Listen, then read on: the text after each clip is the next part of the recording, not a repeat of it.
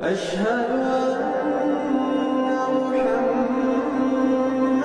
رسول Ito ay tahanan ng isa sa pinakamalaki sa mundo, ang religious structure. Ang Grand Mosque kilala bilang Kaaba, bahay ng Diyos. Walang duda na ang itim na bato ay may hindi pangkaraniwang na kapangyarihan na tila humihila ng mga tao.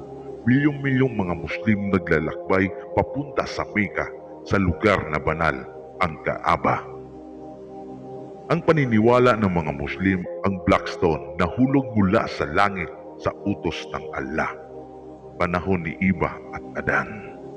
Pagkatapos ng baha at pagkalipas ng mahabang panahon, muling natuklasan ni Abraham ang Black Stone. Kaya nagtayo si Abraham kasama ang kanyang anak na si Ismael, ang Mecca, ang unang lugar ng panalangin sa iisang Diyos. Sa paglipas ng panahon, ito ay napapawi ang gusali at muling itinayo noong 605 ang propetang si Muhammad.